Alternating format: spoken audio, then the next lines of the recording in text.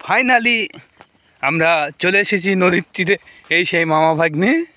তো মামা সকলে মাছ ধরছে চারিদিকে, সকলে মাছ ধরতে। আর মূলত এখন রাত 11:10 বাজে। তো রাতের ফিলিংস কেমন লাগছে?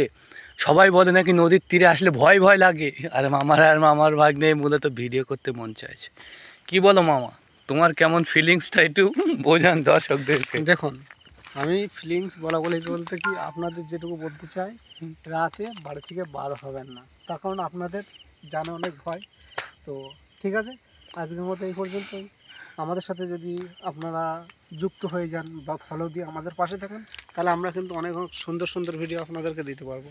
তো বন্ধুরা, আপনারা আমার মামার মুখ থেকে মূল্যবান কথাগুলো শুনেছেন। তো আমি মূলত এখানে নদীর তীরে, নদীর বা তীর বা কাঁদা যেটাকে বলে থাকি, ওই তো দেখতে পাচ্ছেন জল দেখানোর আমি চেষ্টা করছি।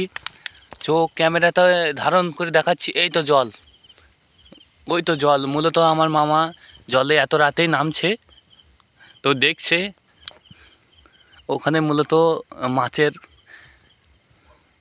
ছেরেস্তা যেটাকে বলে থাকে সেটা পাতা রয়েছে। তো নদীর ওপারে কেউ একজন মাছ ধরছে। তো যাই হোক, রাত 11:20 হয়তো বেজে গেছে। তো আর বেশিক্ষণ থাকা যাবে না, বাড়ির দিকে রওনা দিতে হবে।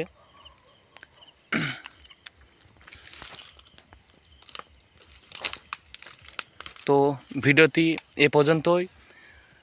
রাতের, যদি যারা মনে করেন যে রাতে ঘুরে বেড়াবো, তাদের উদ্দেশ্যে একটাই মেসেজ দিতে চাই, এতে শরীর খারাপ হতে পারে এবং একটা ভয় ভিত্তিক কাজ শরীরের বা দুর্বলতা দেখা দিতে পারে।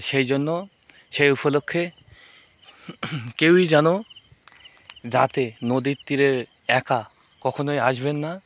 তো ধন্যবাদ। আমি আপনাদেরকে বোঝানোর চেষ্টা করেছি বা বোঝাতে পেরেছি। মামা ড্যাঙাটা একটু হাতটা বাড়াও, আমি উঠছি। তো মামা ফাইনালি আমাকে টেনে তুললো, যদিও এখানে পাহাড়। তো দেখেন কতটা নিচ থেকে, কিছু নালি 20 ফুট জল থেকে উপরে উঠলাম। তো এবার বাড়ির দিকে রওনা দিয়ে ফেলেছি অলরেডি। তো আমাদের ভিডিওগুলো যদি আপনাদের কাছে ভালো লেগে থাকে, তাহলে আপনারা সকলেই আমাদের এই বন্ধু সাইদ এবং সাইদ স্টোরি, এই দুটি ইউটিউব চ্যানেল সাবস্ক্রাইব করে এবং ফেসবুক পেজগুলো সাবস্ক্রাইব করে দিন।